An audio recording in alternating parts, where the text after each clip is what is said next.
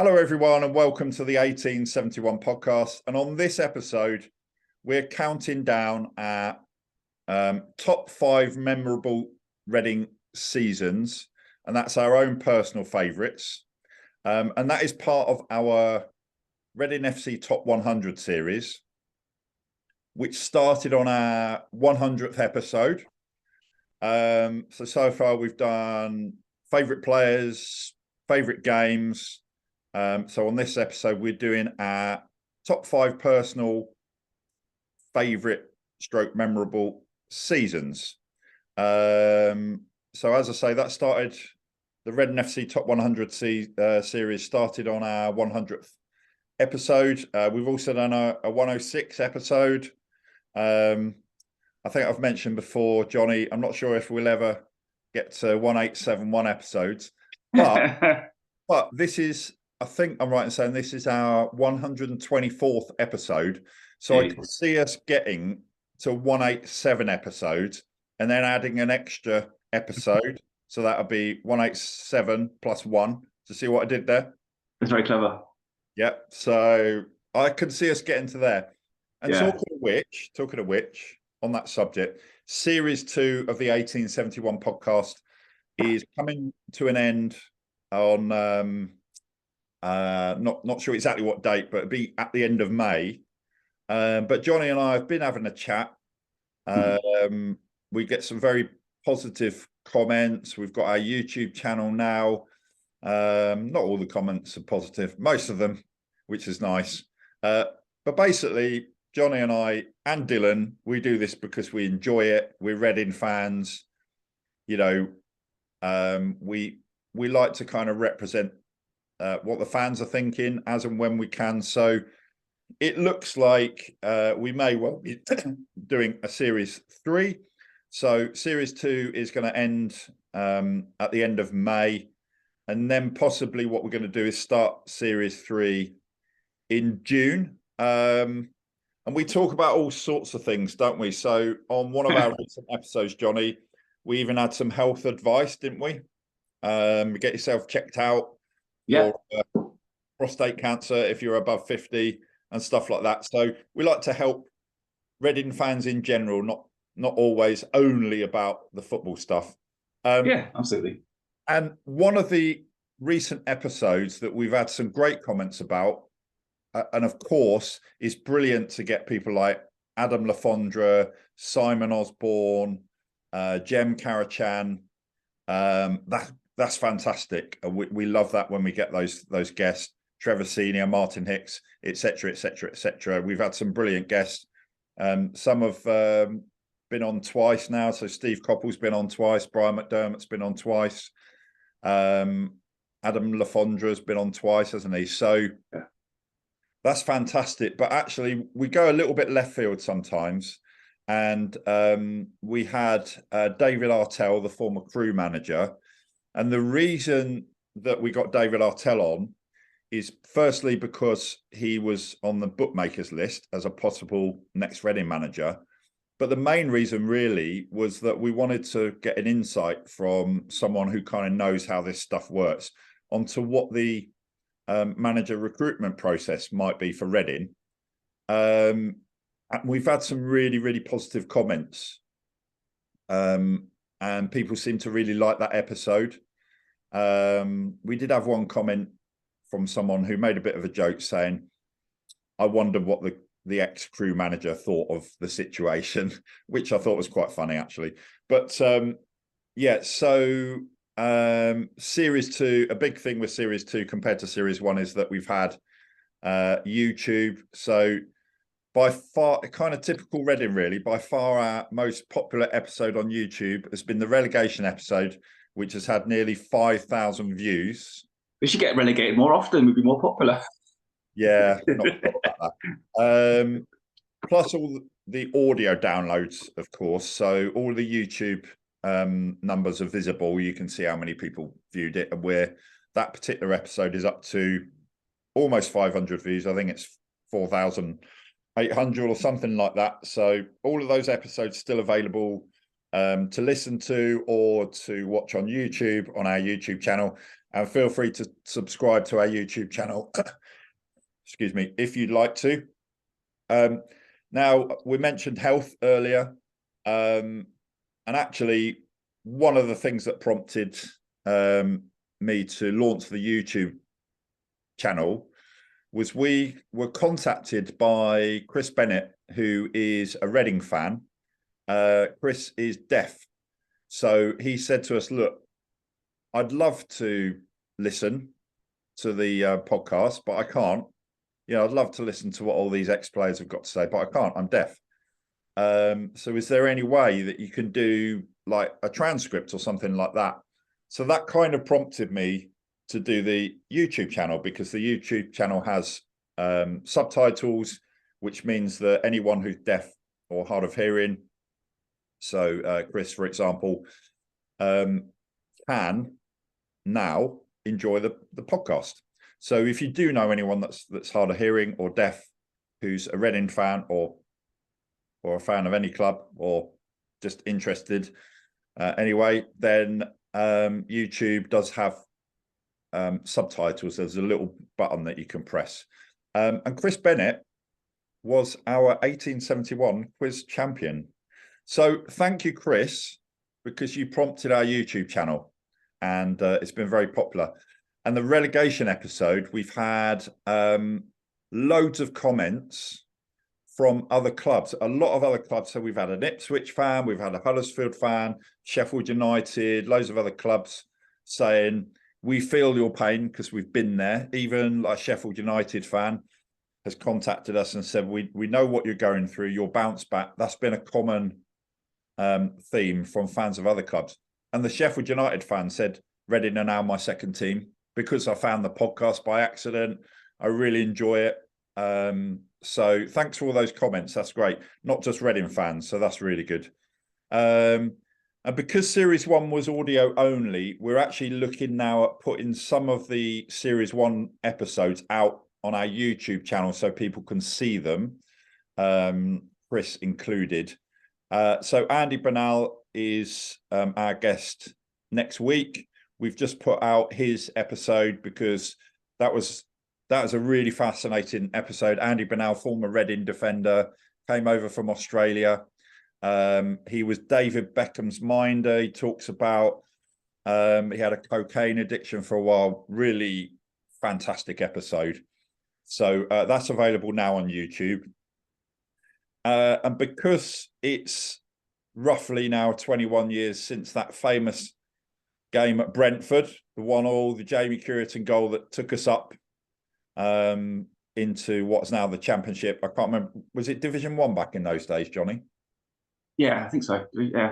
But it was so that was our last game in the third tier, that game at Brentford, that Jamie Cureton equaliser that got us automatic promotion. So we're checking to see if we've still got the video from the Jamie Cureton and the Nicky Forster episodes that we recorded for Series 1. And if we have still got those, then we're going to put those out as YouTube videos. So we're thinking about what we're going to do for Series 2 until the end of May and what we might do in Series 3. So we're going to do an episode when the new manager is announced. And by the way, we think it could well be Chris Wilder. We think actually that the job is his if he wants it. That's something that I've been hearing. But he's also, I think he's in the running for the Hearts job as well. So I looked at the odds, and it's similar odds that Chris Wilder is going to be the next Hearts manager. So it's about evens. So we'll see.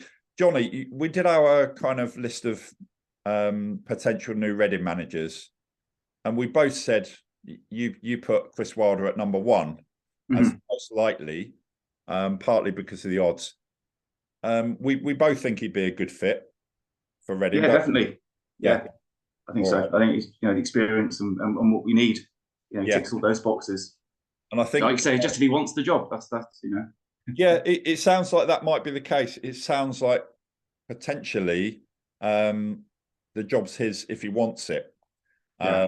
So it might be him deciding whether he wants to come to Reading or Hearts. Now, we think he should come to Reading rather than Hearts because, and I've said it, part of the appeal with Reading is that a manager can come in, big club in League One, and they can build their own squad, rebuild. Yeah. Yes, Andy Carroll and Tom McIntyre, Tom Holmes, they will inherit some players, but essentially a bit like back in the days when Alan Pardew was the manager, they kind of built the Reading squad, built some foundations. So that's an opportunity. I think that's an attractive opportunity for a manager.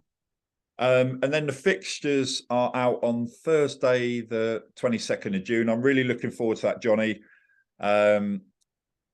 So that's 9 a.m. on Thursday, 22nd of June. So it's not too far away. What game so far? What game are you looking forward to the most next season? There's obviously the local derby, but for me personally, it's Reading Cambridge away. I'm planning to do a nice walk there, and that's actually an area that I've got a lot of memories of.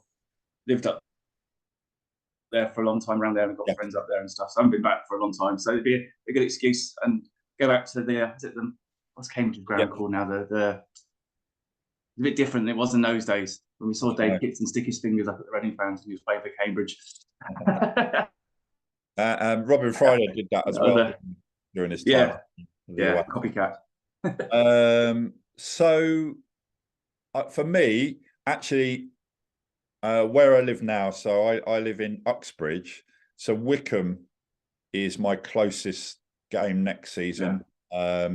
So I'm already looking at going to the Wycombe away game. Obviously some home games, Oxford as well. I quite fancy Cheltenham and Exeter away. Good away days. I don't fancy Fleetwood away, if I'm being completely honest. I've been to Fleetwood. Not in a rush to go back. Rovers as well be a good game. Yeah, Bristol Rovers as well. Stevenage would be. I don't really want to. I've not got a burning desire to go to Stevenage, but that'd be an interesting game. Yeah. But we could go on. We're going to talk about that on a future episode. So, talking about something that's happening next week. So the guests that are coming up and the episodes coming up. So tomorrow, we've got our top 5 greatest Reading managers, and again, it's a slight twist on that. It's part of our Reading FC Top 100 series, and it's actually, rather than strictly the greatest 5 Reading managers that we think, it's kind of our sort of favourites as well. So it's not strictly speaking the top 5 greatest Reading managers. It's who we think had the biggest impact for Reading, which may well be exactly the same as the top 5 greatest Reading managers. So that's tomorrow. On Monday, we're speaking to former Reading technical director Brian Teverden. Thanks to Johnny who set that one up. And that'll be really interesting because Brian Teverden was at Reading as technical director when Ron Gourlay came in as chief executive, and Brian Teverden, let's just say, he doesn't rate Ron Gourlay. He's not alone there, is he? I think a lot of people at West Brom feel the same as well. Yeah. So that'd be really interesting. So that's Monday, Brian Teverden. Tuesday, we're completing our Reading FC Top 100 series by looking at the top 5 influential people in Reading's history. So I'm looking forward to that one. Wednesday, we've got a returning guest, Andy Bernal, former Reading defender. Thursday, we've got Reading women's defender Lily Woodham. So she'll be talking about, obviously, Reading women who look like they're probably going to be relegated. But we're going to talk to Lily about this season and Reading women. So looking forward to that one. And then on Friday, really looking forward to this. Again, Johnny set this one up. Linvoy Primus, regarded by many Reading fans who remember seeing him play as one of Reading's greatest defenders, I think, Johnny. Yeah, and went on to have a brilliant career. Yeah. He played at top level for a long time. Probably wasn't his best of his career at Reading, but it was kind of the start into where he went on to. Yeah, and I look forward to that one. It'll be really good. Yeah. So before we start on our 5 memorable Reading FC seasons, Johnny, you watching the playoffs? No. Oh, yeah, not bothered. No, I've got no interest. I've got time. I'll tell you what, it was a good game last night for 2 reasons. So firstly, Peterborough, they just scraped into the playoffs. So they were playing Sheffield Wednesday, who for a while were top of the championship. Peterborough 4, Sheffield Wednesday 0 in the first leg. That's football. So that, I mean, that's like the lottery of the playoffs, really. So it looks like Sheffield Wednesday staying in the championship. You never know, but looks like Peterborough in the final. And also, I think that is an encouraging sign for Reading, because Peterborough went down last season, didn't they? So yeah, all the 3 teams that went down last season have done well. So 2 in the playoffs. Derby just missed out. It was Derby or Peterborough on the last day of the season to get into the playoffs. Peterborough did it. I think, ironically, whatever Sheffield Wednesday's result on the last day of the season meant that Peterborough got into the playoffs, and then Peterborough thrashed them 4-0. So anyway, so yeah, I'll be watching the playoffs. So there's a bit more football to go. And then we thought about it. We thought, well, like, Reading haven't got any games now for a while, so let's keep the podcast going. And we can't see any games, but we can certainly talk about stuff. So yeah, we'll carry on doing that for a while. So look, without further ado, Johnny, let's now have a look at our 5 memorable Reading FC seasons, and these are our personal favourites. So they're memorable for personal reasons, not necessarily in the same order as that we put our all-time greatest Reading seasons, but I think there'll be a bit of a crossover. And Johnny, I think this one was a little bit easier than the top 10 memorable games, but choosing the order was not straightforward.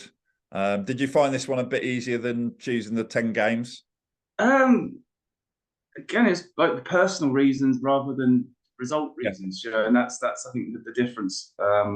You know, people go, well, why do you pick that season for? But it's personal to me or you, or as it would be for other people. They'd pick seasons that meant something for them, and that's you know, that's the beauty of it. That's it. Yeah, and that's football for you. And I'm sure a lot of times, if there are any younger Reading fans listening who, you know, weren't even born with some of the stuff that we talk about, they think, oh yeah, it's old people talking about old Reading stuff. But I think that's what this podcast isn't about, old people talking about old Reading stuff, but it is about you know, reminiscing. So it's the 1871 podcast. Name obviously reflects the fact that, you know, Reading were founded in 1871. We're not old enough to go that far back with our memories, of course.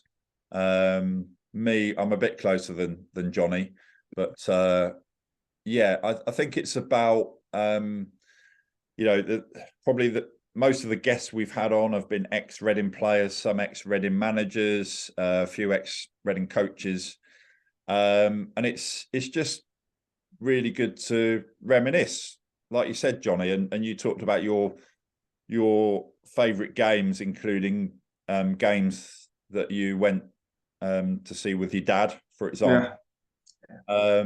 So that's what it's all about. So that we know there are a lot of inverted commas older Reading fans that listen and watch the podcast. So we've had ex-players going back to the 70s, haven't we? Laurie Sanchez and Bob Leonard Dutsey, Mike Kearney. So we've gone back quite a long way. So anyway, yeah, as Johnny said there, and just to clarify, this list includes our own personal choices for our top 5 favourite / memorable Reading FC seasons, rather than being strictly a countdown of the greatest ever Reading seasons. But on that note, Johnny, what do you reckon you would say are the top 3 greatest Reading FC seasons of all time? I mean, there's a couple of probably obvious ones. The first 2 Premier League the promotion to the Premier League first time around, and that first season in the Premier League when we really were at the best, would be 2-1. And then I think, even though it didn't prove to be successful in the end, obviously the 94-95 season when we got to the playoff final, because I think that was the first time Reading were really on the big stage as such. And again, typical Reading, like we said before, that any time the second team doesn't get promoted and we're second. And I think we've had a lot of people we've had on talked to and at the time, and especially time at the club. What if we're not doing a countdown of the greatest Reading seasons on this episode, but of those 3 seasons, which order would you put those in from 3 to 1, Johnny? I'd say obviously the 94-95 would be third, and then the 2005 promotion second. I think if we hadn't done so well in the promotion in the first season in the Premier League, then that would have been first. But that just took it to another level, didn't it? To get on the verge of Europe, which I don't think anyone would have just gone, let's stay up. That's really brilliant. And then we went. If we were 1 point from getting into Europe. Yeah, it needs to beat Blackburn. So that to me is just the peak, of what Reading have done. So I in terms of what I think are Reading's 3 greatest seasons of all time, and we're going to obviously come on to our personal favourites, our personal memorable seasons, but I think my kind of top 3 greatest Reading seasons in the club's history. So I would go for number 3, the 2012 promotion to the Premier League, because I agree with you that 94-95 was a brilliant season, and the season before, but I think the fact that we went up to the Premier League, and I can remember seeing the first time I saw Jason Roberts play for Reading, I thought, wow, I didn't realise he was that good. So I go that as my number 3. Number 2, I agree with you. I thought you'd do it the other way around, actually, but I agree with you. I think you'd ask me in an hour's time, I'd probably change my mind back to that one. Yeah. So I'd go number 2, the 106 season, and number 1 for pretty much the same reasons as you, Johnny. I think Reading's greatest ever season. And you could, a lot of Reading fans would do it the other way round, and I understand that. But I think Reading's greatest ever Reading season was first season in the Premier League, finishing 8th. I think that topped the previous season. Yeah. So look, Johnny, before we start our countdown of our own personal top 5 memorable Reading seasons, for me, I've got a couple that I thought about that didn't actually make my top 5. Have you got 1 or 2 seasons that didn't make it onto your list that are kind of personal favourites? Probably. Just again because of history, again we can narrow it down to different choices. It's just what it meant to me at the time. The couple that that would be obviously the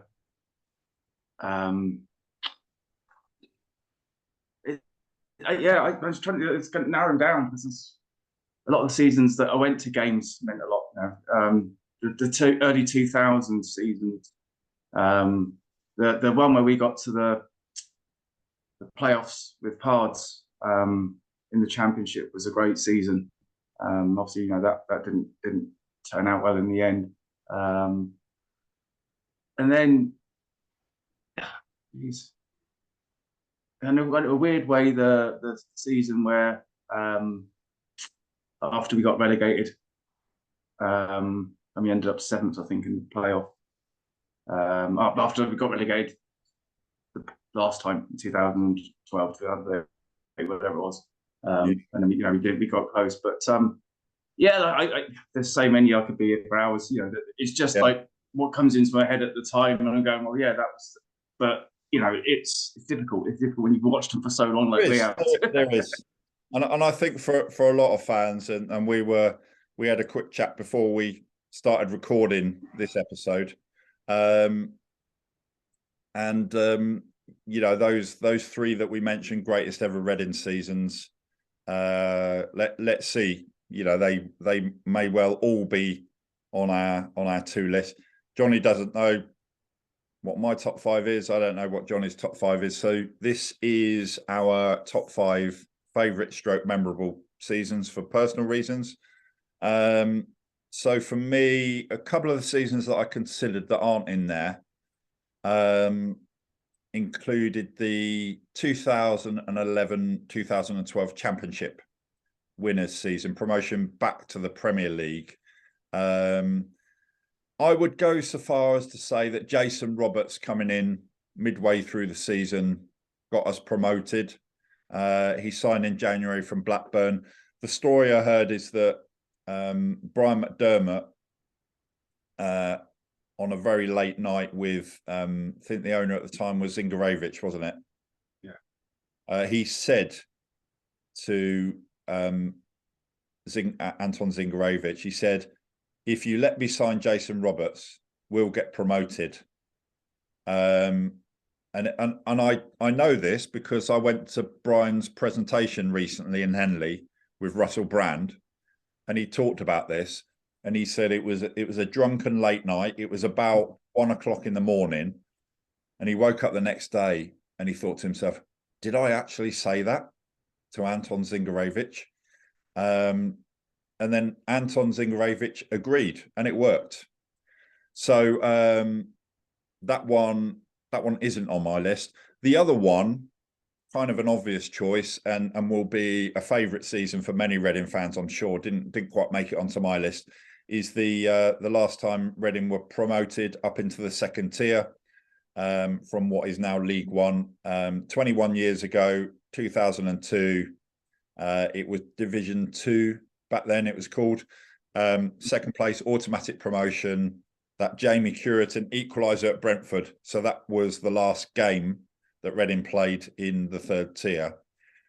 So they didn't quite make it onto my list. So Johnny, let's start our countdown.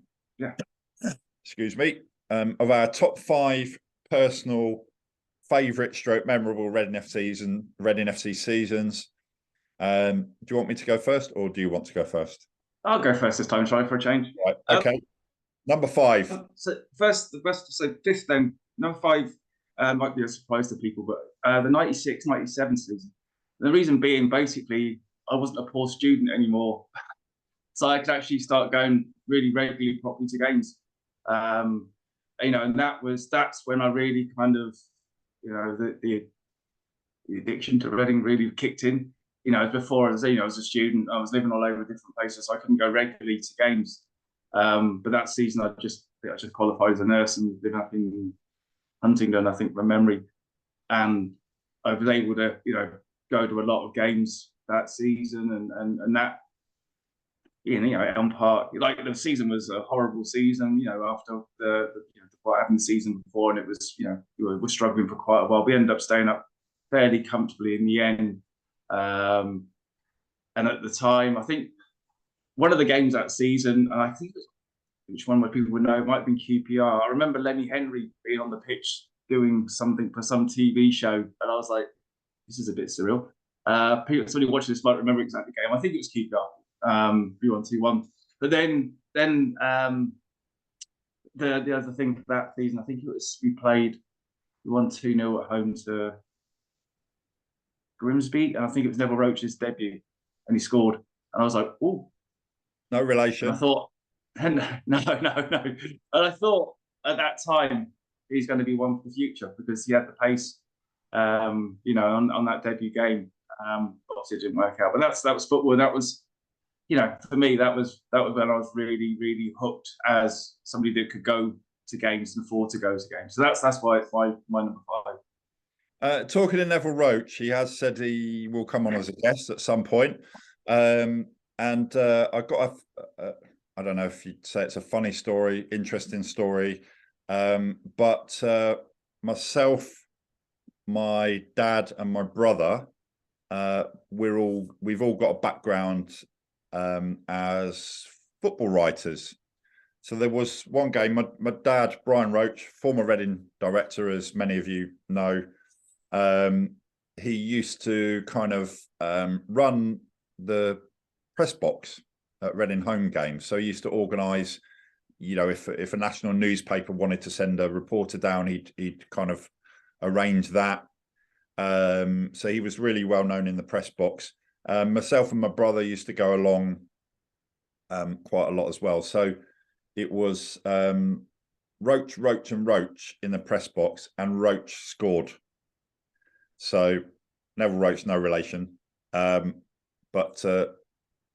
yeah, so 3 Roaches in the press box and 1 on the pitch. So Reading was infested by roaches that day. Another story. So look, my number 5. So looking forward to when Neville Roach comes on. He's a DJ now. I can't remember what his DJ name is, but he plays, I think it's soul and Motown music, stuff like that. So looking forward to speaking to Neville when he comes on at some point. My number 5 is the 93-94 season. Reading were Division 2 champions by 1 point from Port Vale. And that season, Jimmy Quinn scored 40 goals. The only time that a player had scored more than 40 previously was Trevor Senior, got 41.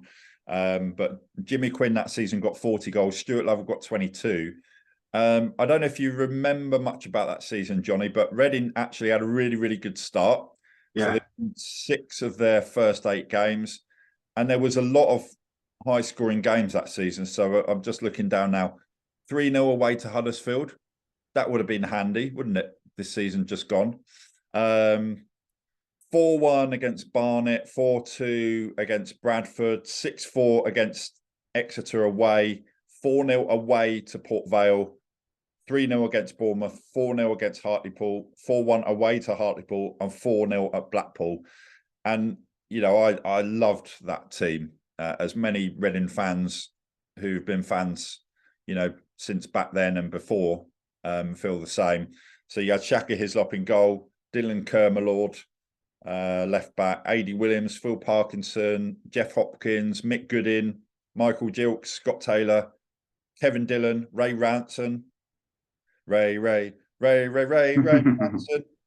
Keith McPherson, Tom Jones, and Uwe Hartenberger. Do you remember him? Classy. Two Uves were playing at that time, and Middlesbrough had Uwe Fuchs. Yeah. As well. So I don't know of any Uves that have played for Reading or Middlesbrough since then, but certainly there were 2 at that time. So my number 5 is the 93-94 season. How about your number 4, Johnny? Yeah, number 4 was the, get your maths right now, the 99-2000 season. Again, I mentioned it before. One of the personal things was that I managed to go to a game with my dad before he passed that season. But for me, being able to go to every game. So I had a season ticket back then when I was living in England, and going with my mates to the games. And it was a horrible season. It started off horribly. But to me, like I think I've said before, without Caskey's goals that season, we could have gone down to League Two, as it was then, or now, whatever. And that started some of the momentum for where we went on from there. The following season, where we hit the playoffs, to the following season where we got the promotion, and it was a real turning point, I think, in our history at that time, where we got gone down from Elm Park to League One, kind of not really Tommy Burns was there, and it just didn't work for whatever reasons, as football happens. But it's good, maybe 2 seasons. And then Pards came in. I remember Matt Robinson came in, Sammy Igo, and I think it was after Christmas, my memory, that we were down the bottom and really struggling. Martin Allen came in, and it gelled, and we went on a run that rest of that season that, I think we were comfortably mid-table from memory, whatever. But it just, it was a defining point in our career, in our history, where it could have gone bang, and it could have gone down, and God knows where that would have ended up. But luckily, it went the other way. And Kasky's one of my favourites, and I'm still trying to find anyone that can get him on here. But yeah, and I love watching him play in the team. And it was lots of different personal memories of the games. The games there was no amazing, victories, if you like. It was, it was just a season of Kasky's free kicks. And it meant a lot for me because of, my dad, bless him. And at that time, looking back now where we were, it was like, geez. And now, here we are 23 years later, and we're at a defining point again, aren't we? Yeah, and you made a really good point there that, you said it was because of Darren Kasky's goals that kept us up. So Reading could have gone to the new stadium, the Madejski Stadium, as it was called back then, as would have been Division 3, wouldn't it? As what is now League 2. Yeah. Club. But I've got a slightly different opinion about what you said about Darren Kasky's goals keeping us up. I reckon it was a bit to do with Martin Allen and getting the players to an imaginary game. Oh yeah, that must have done it. It was John Mackey. We had John Mackey on as a guest, and that's the story, because we always any time we get a player on who was a player at Reading at the same time that Martin Allen was there, we usually ask him a Martin Allen story, and I think John Mackey's was one of the funniest. He said that Martin Allen got them all to sit in the stadium, and he said, right, I want you to pretend that you're watching a game. So now pretend that you're watching yourself playing on the pitch, and you've just done something really good. So I want you to stand up and say, oh yeah, well done, and pretend that you're a fan looking at yourself playing. So John Mackey was saying that. So I stood up. I said, "Oh yeah, well done, John. Good header." And then the other players did the same. And he said, "Now I want you to stand up. Imagine that you're a fan watching yourself, and you've just done something not very good." And he got all the players to stand up and start hurling abuse at their imaginary selves on the pitch. And I thought that was one of the funniest. Martin Allen. Was it absolutely brilliant? There are a few. So that's for number 4. 4, yeah. Countdown.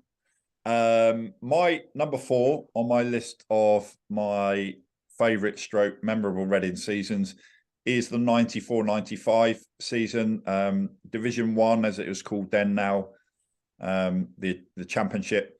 Reading was second, so following on from winning the Division 2 Championship, the Division 2 being Division 2 champions the season before. Any other season, Reading finished second, they would have gone up automatically to the Premier League. But there was a restructure, so it was only the top team went up automatically. Because I think it was because they were reducing the size of the Premier League, Johnny. Is that right? From 20 to 20 or 21 to 20 or something like that. Yeah. So, it was a fantastic season. 1995 playoff final. I think in the semi-finals we beat Tranmere, didn't we? Really memorable semi-final, 2 legs against Tranmere. So we finished second that season, 3 points behind Middlesbrough. But that was a brilliant team to watch. Some great wins, and so you had a 4-0 against Stoke, the 4-2 against Wolves. Classic game, one of many memorable wins against Wolves. One of the games that I remember, because I don't know if you know this, Johnny, but for a while I was a reporter for Classic Gold, which was sort of, I think it was something to do with Radio 210 or some. Anyway, it was a radio station, and I was in Reading. So I went up to Middlesbrough. Obviously, Middlesbrough won the league that season, went up to the Premier League. And I remember one time, I think it was after that game actually, where it was Bob Morrison, the sports editor at Classic Gold. He said, "Right, are you ready? Is Jimmy Quinn available?" And I said, "Oh, he's not quite ready." And then Bob Morrison, I heard him do his introduction. Oh, and now Reading have won 1-0, and he did quite a long introduction. And now we'll speak to Jimmy Quinn. And I'm thinking, no, he's not here yet. He's not. So it was silence, and Bob Morrison said, "Oh, bit of a technical glitch there. We'll come back to him." And then Jimmy Quinn turned up, a few seconds after that. And then they did some adverts and they played some music. And Jimmy Quinn was standing there for about 5 minutes, twiddling his thumbs. We eventually got him onto Classic Gold. So that didn't quite go to plan. But yeah, 1-0 away to Middlesbrough, one of the most memorable games that season. Another one, 4-1 away to Watford. And Reading that season, they won their last 4 games of the season. And of course, we all remember 2-0 up in the final at Wembley. Stuart Lovell, penalty was, he didn't miss it. It was saved, wasn't it? Yeah. Lee Nogan and A.D. Williams have put Reading 2-0 up. And then, of course, Bolton come back 2-2, sent the game into extra time. It was 4-3 in the end. Jimmy Quinn came on as a sub and scored. And again, I mean, a lot of the players from the previous season, but you also had Darius Dovcek, one of the greatest centre-backs in Reading's history. Jimmy Quinn and Stuart Lovell up front that season. Yeah, Paul Holsgrove, Simon Osborne, one of my favourite all-time Reading players. Shaka Hislop in goal, Scott Taylor, Keith McPherson, another of my favourite all-time Reading songs. Keith McPherson. And I can't sing, but it's fairly typical of how Reading fans sing it. Tom Jones, Uwe Hartenberger was still playing. James Lambert as well. So that's my number 4 season is the 94-95 season where we almost went up to the Premier League, just missed out. What's your number 3, Johnny? Number 3 is again another something that means a lot to me. The 2001-2002 season. Again, the memory of the Brentford game and being there will never go from me. I still remember, and anyone that was there, I was behind the goal, and you get Curitan lob the ball, but you couldn't see it go in, or you could see it go across, and you just see the people in front of you.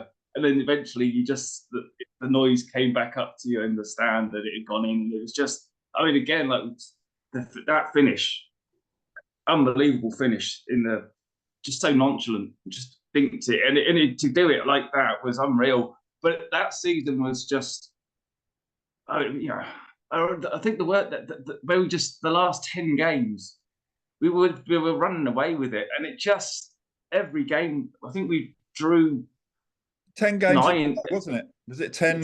We won 1 out of 10 games. I think it was Chesterfield where we won 2-0. But we had 9 draws in 10 games, and it was like, just get it done, please. And then of course it comes down, as it always does, but to the last game of the season. But it was, again, it's an iconic, where Pardew was, we'd gone so close the season before, and Rudy talked about that own goal, and we were building momentum, and then that season we started really well. We had some characters in that team as well. Guys that are, obviously Parky, Andy Hughes, John Solako was there. We had strikers galore: Butler, Forster, Curitan. It was a team that they just had that pride in playing for Reading, and you looked at that team, and we'd looked like we could score at any time, and we had the creativity, and we had the defenders. We had the 3 80s, wasn't it? 85 Ash, 80 Williams, and 80 Whitbread. Phil Whitehead in goal, who probably, goes a bit under the radar as what he did for Reading, but a solid keeper who kept us in a lot of games that season as well. And then obviously you have Nicky Shorey starting out, Mertz, players that would become legends that started out, those couple of seasons. And really, it was unbelievable. And obviously my dad passed not long after we got promoted. So that's, it is a personal thing to me that those two seasons that I've mentioned are things that will always stick with me, regardless of the results. But that one was just, and to get to watch it on, what was it? What was the ITV digital, wasn't it? That's digital, yeah. You said, because that was Griffin Park, Brentford ground, and they had 4 pubs. They had a pub on each. That's right, yeah. And we went to each one.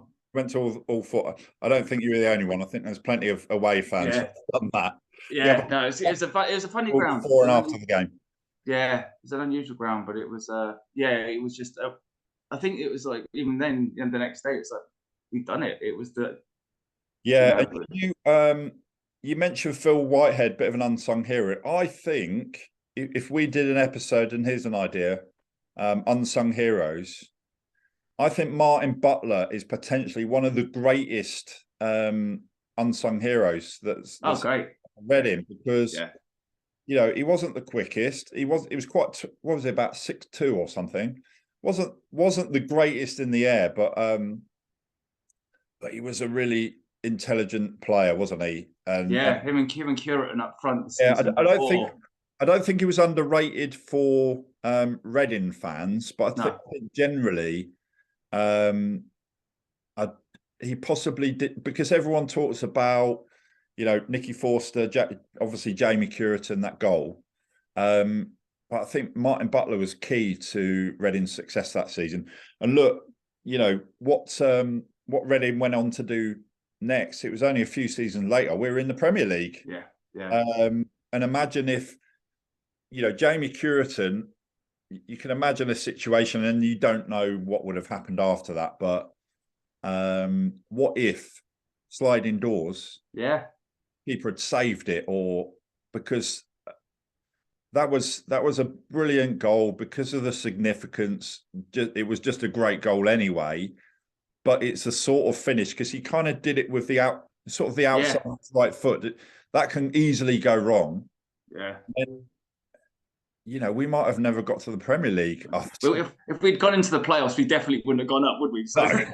Well, we might have got to Wembley and then lost. Just for change. It was one of those moments. And then the other thing is, it wasn't Jamie Curitan scores and then it's all over. There's about 15 minutes to go or something, wasn't there? Yeah. So you were at the game, standing behind that goal, weren't you? Me and my friend Rob were there. How were your nerves in the last 15 minutes? It was the start of my hair journey, probably.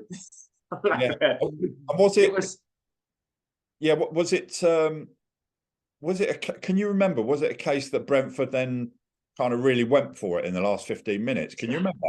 To be honest, I could be wrong, but it wasn't like it wasn't like back to the door for the last 15 minutes. They weren't under piling us under pressure. They had a couple of chances, but we did as well. I remember, I think Forster got fouled on the edge of the box and the referee never gave it. And it's the most blatant foul you could give. We had a couple of chances as well to win it. It was kind of an open game still. It wasn't like we then sat back and went, right, we've got a draw. I think that maybe down the way the Pies played, it was like they just carried on playing the way they were. And I think, they trusted when Brentford scored that first goal, and you go, oh, God. But you kind of, you had the belief, because you've got Curitan on the bench. We've got goals in the team. You've got Salaka that creates. He was so calm, wasn't he? It was almost like a finish that he would try in training, wasn't it? And it was like, I think he was itching to prove a point as well, wasn't he, to Bards? It'd been, him and a bit of a difficult relationship at times, but you had, and I think that's what Reading need to get back to in this era. Those players on that pitch, we had so many leaders. It wasn't one leader of a team. We had Whitehead, we had the defenders. I don't think, Johnny, there's any point us doing an episode about Reading super subs, because it's only between Jamie Cureton and Adam Lafondra, isn't it? Yeah. Probably Yeah, one I of don't think Uwe Hartenberger quite reached that level, did he? No, no. Well, at least he got a mention. Yeah. But, no, probably it would be between Adam Lafondra and Jamie Cureton. Yeah. But Imagine anyway, them two playing together in their peak. Be interesting. well, I think actually, if you think of the partnership that season, so you have Butler and Cureton, you have Butler and Forster. So for Butler next season, you've got Andy Carroll. We need a Nicky Forster or Jamie Cureton, don't we? We need to sign somebody like that to play a lot. Yeah. We don't know what the formation's going to be. Depends on who the new manager is. But we had Darius Henderson as well that season. Remember him, Darius? He was a good striker as well, and he was starting out, and he came on and scored a few goals as well as sub. And different type of player again, but like those options, you had options, and you could change the dynamic of the team because you had the depth, and that's where you need to look at a squad, isn't it? At last, be looking at type of strikers, type of wingers. Do we get proper wingers in? But anyway. Yeah. So moving on to top three. So the countdown from 3 to 1. So that was your number 3, wasn't it? Yeah, that's right. Yeah. So my number 3 is the 2005-2006 106 season. Championship winners, amazing season. Dave Kitson scored 22 goals. And of course, Reading lost the first game against Plymouth 2-1. At that point, Johnny, lose the first game.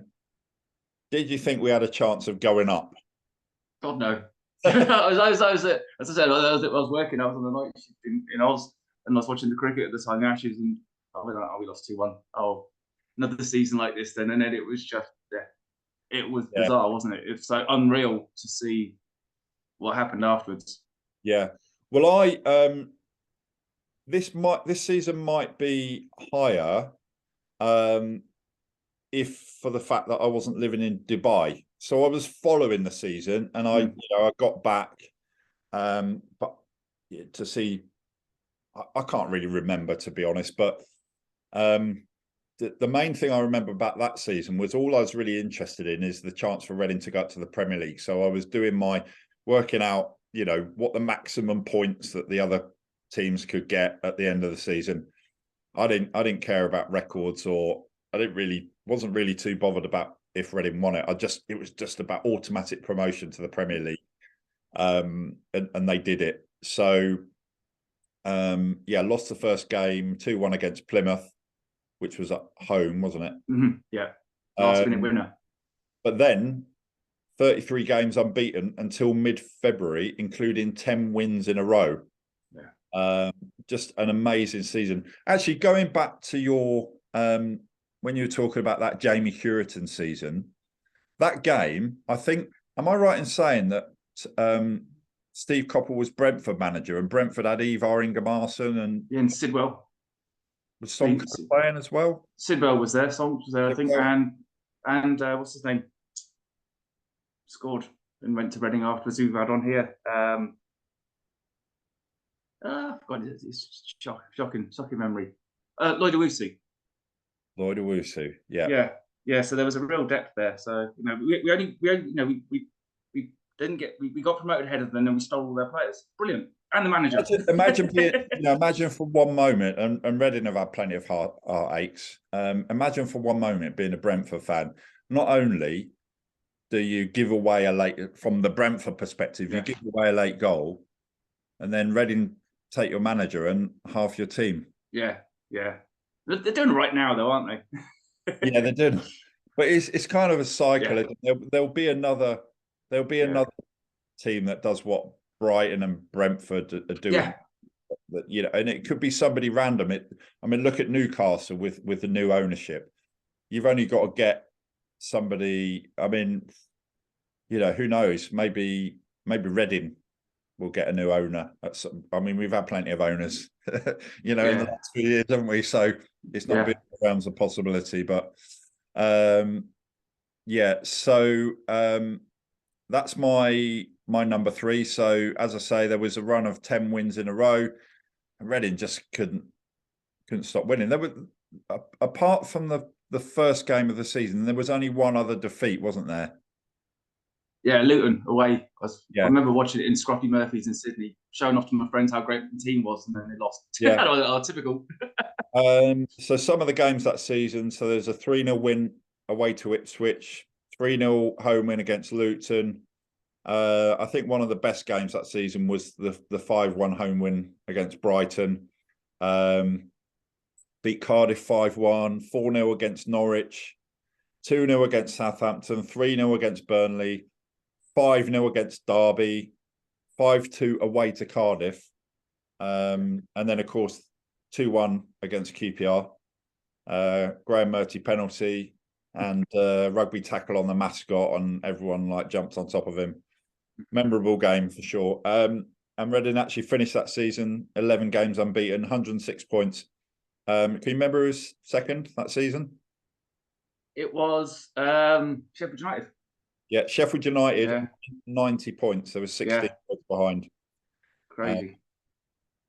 So that's my number 3. So your number 2, Johnny. Yeah, we mentioned it as one of the ones you didn't. Mine was actually the promotion season, the second promotion season to the Premier League. Again, I wasn't at a lot of those. I was living over in Oz, but at the time, I guess my eldest was born during that season, and it was such a few seasons there that come up to that point where we had Brendan Rodgers in as manager and it didn't work out, and then Brian came in, and I always remember the sort of start of that where we went on a run to stay up, and he turned Shane Long into he got him playing really well.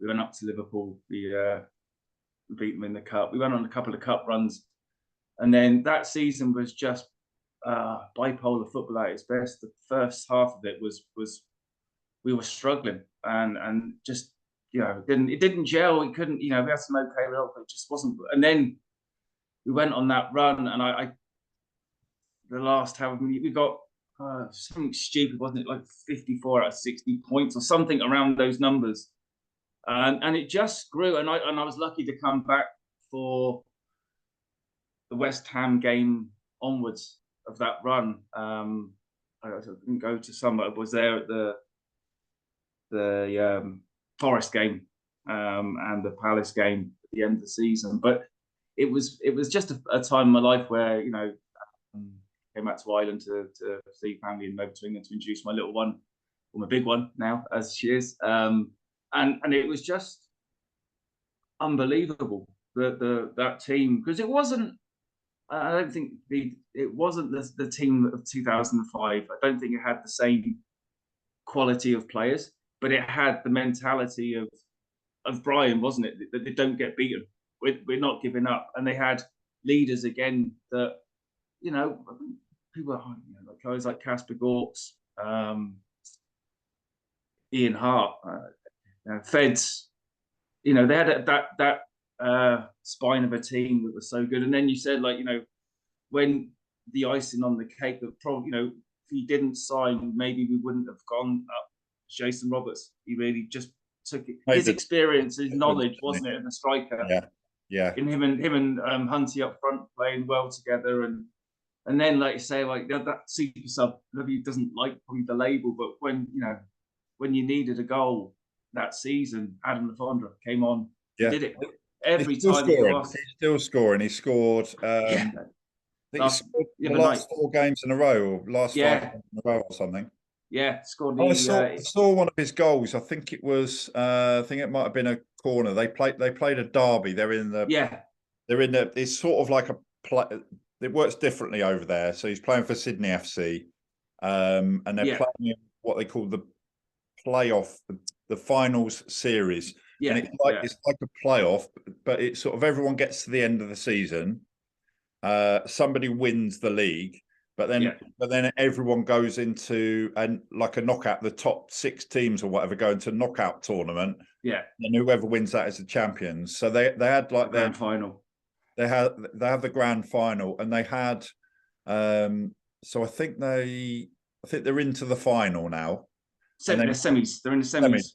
And they might play against Central Coast Mariners, who Andy Bernal's a coach there. Is that right?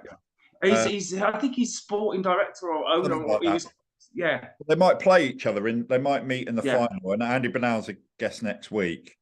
But yeah, he I saw one of the goals that he scored. I think it was a corner. And he's not the tallest player. No. But he rose above everyone else, flicked it in. Yeah. It was a great goal. That would, if he'd scored that for Reading now, that would have been, brilliant goal. He's still got it. Yeah, and the other one was a retaken penalty in the first leg against Melbourne, and there was gone for encroachment, but under pressure to retake it, put it in the same place, but scored. Yeah. And that's he's I've watched the A-League for years. I was over there watching it when it first, and to see how it's grown, and been to the grand finals. I've seen Dwight York play Robbie Fowler, but Adam Le Fondre, he's so well liked. A legend, isn't he? He's got a chance. Yeah. He was saying when he was on as a guest, he's got a chance of getting a goal scoring record there. The most ever goals for Sydney. Had a bit of a setback because of injury, but anyway, going back to that season, Johnny, I think Jason Roberts made the difference, but also. Brian McDermott, when I saw the presentation he did on his recovery from addiction in Henley recently with Russell Brand, it was really good. He talked a lot about Reading, and he talked about that season. And he said sort of midway through the season, Reading were not doing that well. And he said to his wife, he said, I don't know what to do. I don't know what to do. And she said, win the next game. And he thought, of all the coaches I've worked with, that's one of the best things I've ever heard. Always listen to your wife. There you go. So actually what he did, based on that, what his wife said to him, win the next game, he then labelled it WNG. So what he did, he went in, he got everyone together, all the players. He said, right, we've got, whatever it is, 16 games to go. We need to win. We want to win all 16. Or they had 18 games to go, and they wanted to win 16. That was what he worked out that they needed to go up automatically, or something like that. And then, so he was doing his presentation. He was talking because it was kind of to do with mental health and stuff like that as well, and how the brain works. And he said, so we did that, and he said, we needed 16 wins out of 18 or whatever it was. And he said, unfortunately, we didn't achieve it. We only managed 15 wins out of 18 or something like that. But yeah, that was a season of 2 halves. And I think the difference was Jason Roberts. Yeah. And what momentum does in football or in any sport, isn't it? And confidence. And now with Reading now on a run of what is it? How many games without a win? 13. Yeah, something like that. It shows you how it can change. Like we talk about Neil Warnock with Huddersfield, isn't it? When he came in, same players that were doing badly, different mindset, off on a run. Yeah, and that's the psychology of sport, isn't it? It's a fascinating thing. Yeah, and that's what we need, isn't it? Next season, well, in the summer, the appointment of the managers. That's why it's so important. Because you've got to kind of got to lay the foundations down, and I go back to that episode with David Artell. What he said when he went in and did the rebuilding job at Crewe is actually spends time getting to know the players, and I think probably that's what Neil Warnock did. Yeah, Huddersfield. He got to know the players, and you've got, if you think back to that season, that Jamie Cureton season, and it's about players really wanting it. That's such a huge difference, isn't it? and setting standards. I think that's where these the top managers they have a level of expectation from the players, and the players want to do it for them and want to do it for themselves. Yeah, and that's where we need to go. Do you know what? One thing I like about our countdowns, Johnny, is that we don't know what we say. Right, we're going to do this episode. So we're going to do. So this episode is the next episode is our 10, memorable Reading seasons games. This one's our 5 memorable Reading seasons. None of them, like even with the managers, that some of them are the same. So our favourite Reading players, some of them are the same, but there's a lot of differences. That's one thing I like, because you've got your memories, I've got my memories. We've got our own personal favourites. So there is a bit of a mixture. We both had for who we think might be next Reading manager. We both had, who was it at number 3? Nathan Jones, wasn't it? Yeah. We both had him at number 3. We both had Chris Wilder in the top 2. But that's part of what makes this interesting, is that we've got different choices. So absolutely. So that was your second choice, right? Yeah. My second place on my list of my favourite / most memorable Reading seasons is the 2006-2007 season, first season in the Premier League. Reading finished 8th, and I was still living in Dubai, but we could watch all of the Premier League games. So I used to watch most of the Reading games. I came back a few times. I saw the 6-0 against West Ham. I remember I saw the game against West Brom. I think we might have won 3-2. Can't remember. Yeah. I saw us beat Wigan. Might have been 3-0. Can't remember. But I came back for at least 3 games, including the 6-0 against West Ham on New Year's Day, 2007. But apart from that, I got to watch, I think, pretty much all, if not most of the Reading games on TV. So even though I was in Dubai, I was able to follow the team, which I hadn't been the season before, because it was was it a championship back then? Yeah, Coca-Cola Championship, wasn't it? Can't remember. Yeah. But yeah, so I could watch all the Reading games, and what a brilliant season that was. So Reading, first season in the Premier League, won the first game 3-2 against Middlesbrough. Gareth Southgate was the manager. 2-0 down, come back to win 3-2. Our first ever game in the Premier League. We finished 8th and just missed out on qualifying for the UEFA Cup by 1 point. So the UEFA Cup is now the Europa League. Europa Cup. Yeah. So that first game, what an amazing introduction, because Middlesbrough had Stuart Downing, they had Mark Viduka, I think was it Schwarzer in goal. Yeah. Had some good players, didn't they? When going back to the season when Reading finished 2nd and Middlesbrough finished 1st and went up to the Premier League, was that the season that Middlesbrough had Janino? No, I think Gascoigne. That was Gascoigne. No, that was the season when we went down 98, 99. So I remember Gaza Merson playing. They came to Elm Park. Okay. 89. Sorry, the season went down 97, 98. Was it Paul Merson? Yeah, Merson played. We played them in the Coca-Cola Cup, I think, in the quarterfinal, and we lost to a dodgy Craig Hignett goal. And then we played them in the league on a Saturday. We'd already, I think, pretty much were relegated by then, but we lost 1-0. But I remember the day because I literally had to leapfrog over the turnstiles because they were closing the gates because it was full.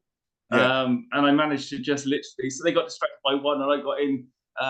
But yeah, that was then they had Brian Robson in charge. That's few seasons before, it was a slightly different team. They were on the way to the Premier League. They had a good team, season, weren't they? With Gaza and Merson. Yeah, way better than for a championship. But they had that was Robson at the time, Gibson buying left, right, and centre too. They had a they had a I think they had a really well-known overseas player playing from that season, but I can't remember who it was. Can't remember. Anyway, the first season in the Premier League, first game against Middlesbrough, a little bit of revenge in a way. Yeah, absolutely. Right, listen to this. And bearing in mind, this wasn't all that many years ago. So 2006, 2007. How long ago is that? 17 years. It's quite a long time ago, actually, isn't it? It doesn't feel like it, does it? No. As you get older, the time goes quicker. So, but that season, this shows you how much things can change in in the grand scheme of things, in a relatively short space of time. Reading did the double over Man City that season. Yeah. Imagine that. So we beat Man City 1-0 early on. So this is Reading's first season in the Premier League. We drew 1-1 with Man United. We beat Spurs 3-1. Yeah. Beat West Ham 6-0 on New Year's Day, 2007. We beat Man City away, beat Aston Villa, beat Newcastle 1-0. And can you remember the last game of that season? Who it was against and what the score was? Jeez, now where are we? Oh, sorry, the last game of the 3-3 Blackpool, 3-3 Blackburn, wasn't it? Yeah, Blackburn. Yeah. 3-3 last game against Blackburn. Yeah.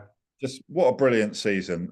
This is at number 2 on my list of my own personal kind of favourite memorable Reading seasons, but I think this is the greatest Reading season in history, and I can understand why people would think it's the 106 season.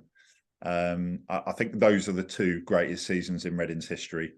Yeah, definitely. I think that the only team that I think we weren't good enough to compete with was Arsenal. Yeah, Arsenal we seem to have to compete with Uniteds and Chelsea's and whatever, but Arsenal were at a different level. Curiously, apart from in the FA Cup semi-final in 2015. Yeah. But apart from that, I mean, Arsenal did the double. And the 7-5. Yeah, 7-5, 4-0 one game, wasn't it? I think. Yeah, they were just yeah. So listen, we're now down to our personal all-time favourite stroke most memorable Reading season. So, what's made it to your number 1 spot, Johnny? Yeah, you already mentioned it, and it's probably quite obvious. And I could have picked that Premier League season for me. I think for me, because I didn't get to any games that season, so it's kind of a bit more of something that, if I was at a game, it meant something or a moment in time. And obviously the 106 season was that for me. I only made the QPR game, flying over for that. The season following it as a fan, there's a few other Reading fans that I'm still in touch with now. In our own Sydney Reading fans club. Not a huge Reading fans club in Sydney, but it was enough of us. In the season before, we'd kind of not really done anything to think that we would do what we were going to go and do. I think we ended up 7th, I think.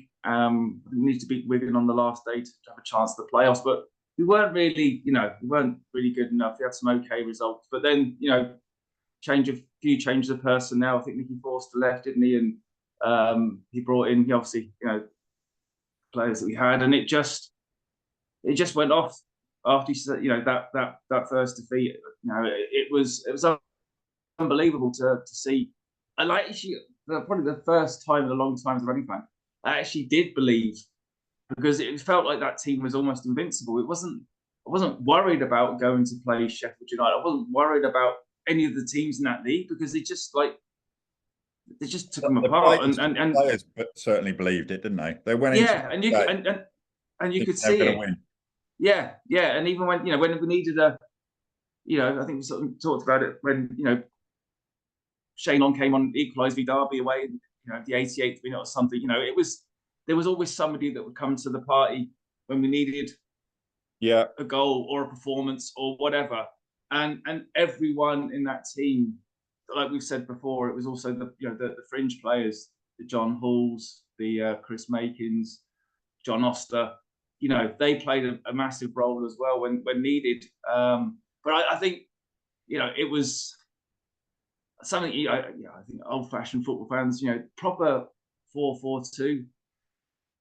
When you had the wingers like Bobby Convey and probably the slowest winger in history, in Glenn Little, but they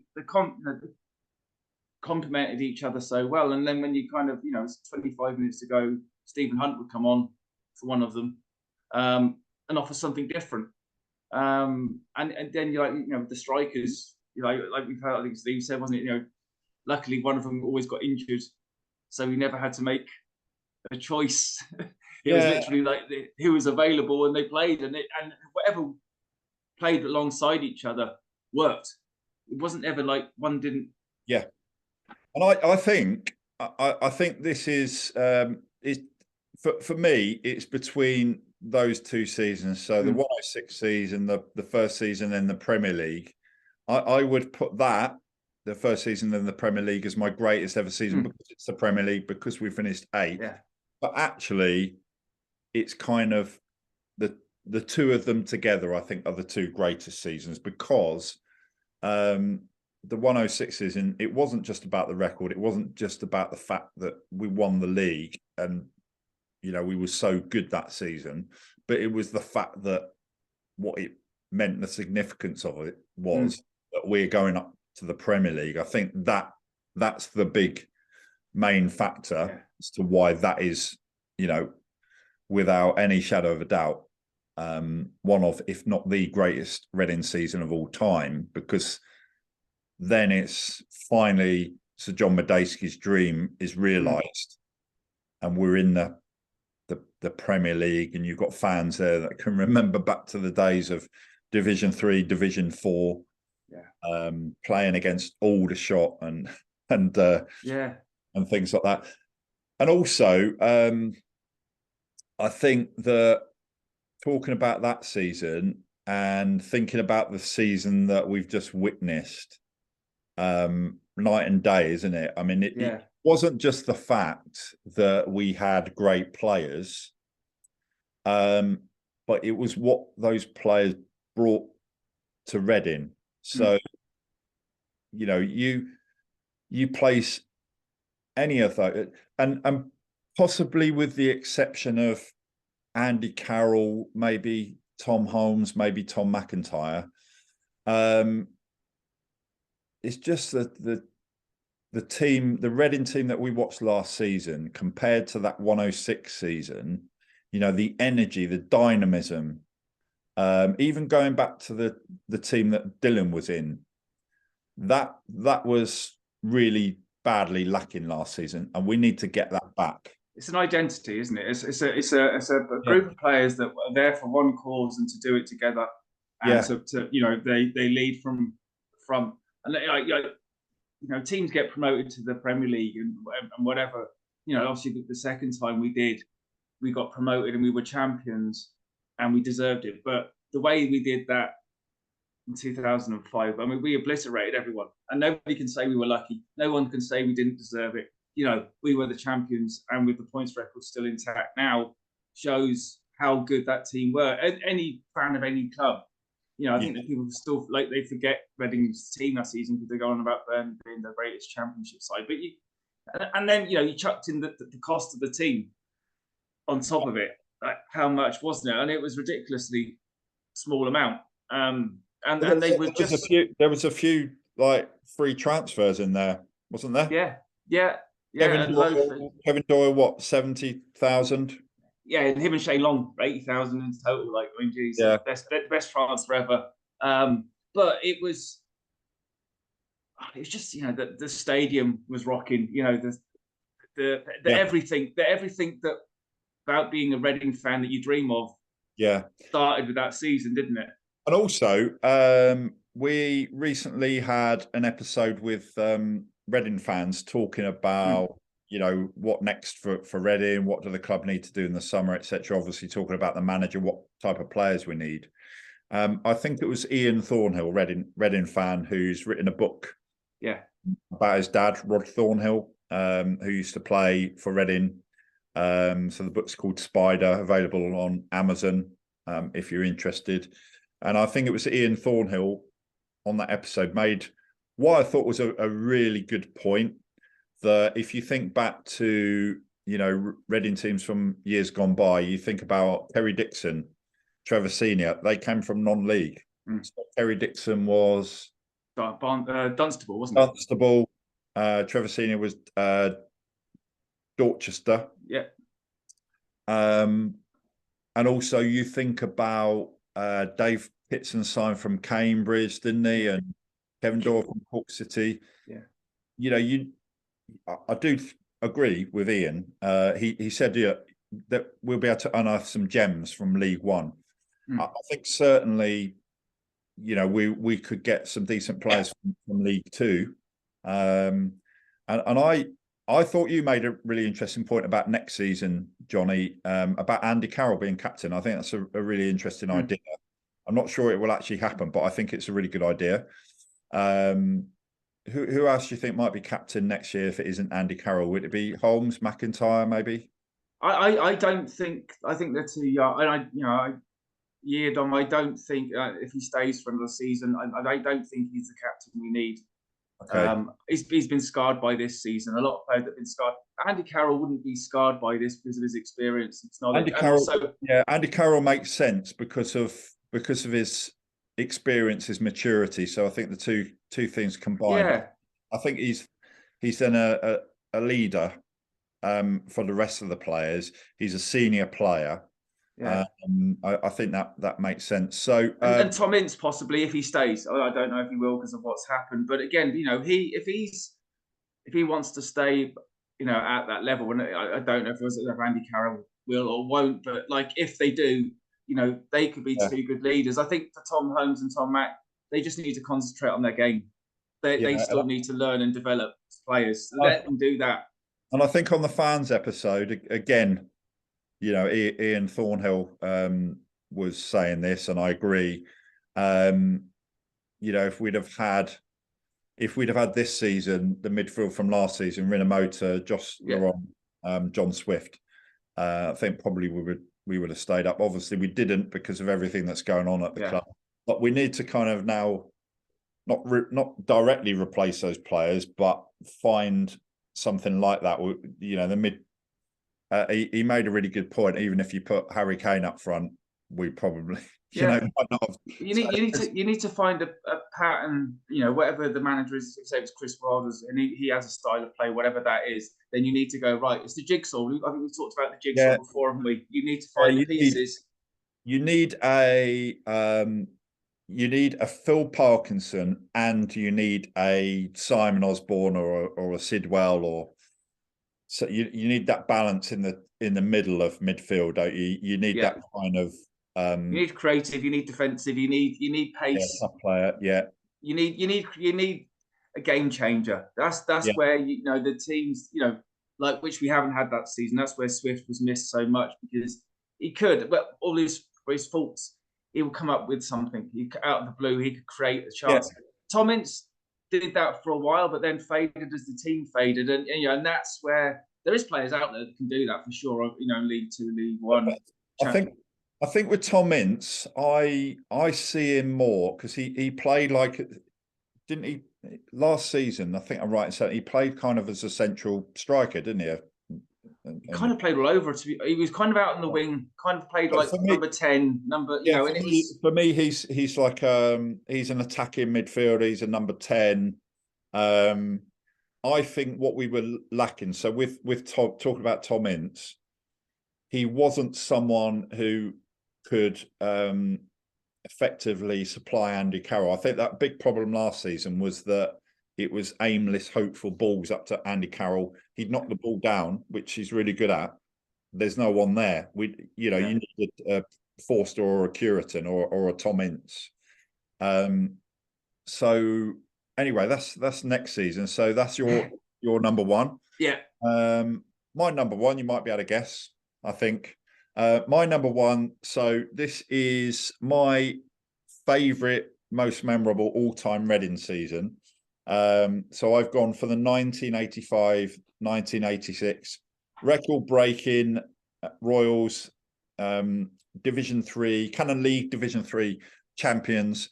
And the reason one of the main reasons it's my favourite all-time Reading season is because that was my first proper season as a Reading fan. My dad was a director, and it was just amazing. So those guys, Trevor Senior, Martin Hicks, Michael Gilks, they're my Reading heroes. And